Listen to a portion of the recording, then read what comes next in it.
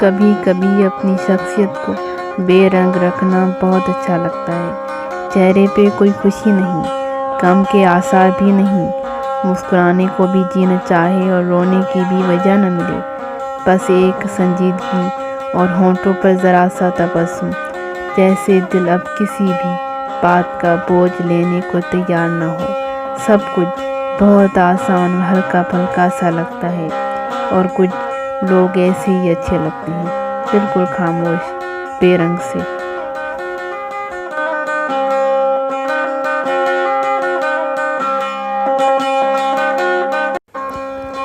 ہمارے پرکھوں کو کیا خبر تھی کہ ان کی نسلیں اداس ہوں گی، ادھیڑ عمری میں مرنے والوں کو کیا پتا تھا کہ ان کے لوگوں کی زندگی میں جوان عمری ناپید ہوگی۔ سمے کو بہنے سے کام ہوگا، بڑھاپا محو کلام ہوگا، ہر ایک چہرے میں راز ہوگا، ہوا سے خمسہ کی بدحواسی بس ایک وحشت کا ساتھ ہوگا۔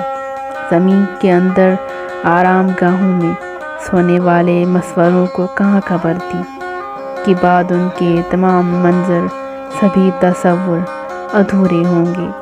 دعائیں عمروں کی دینے والوں کو کیا خبر تھی، دراز عمری عذاب ہوگی۔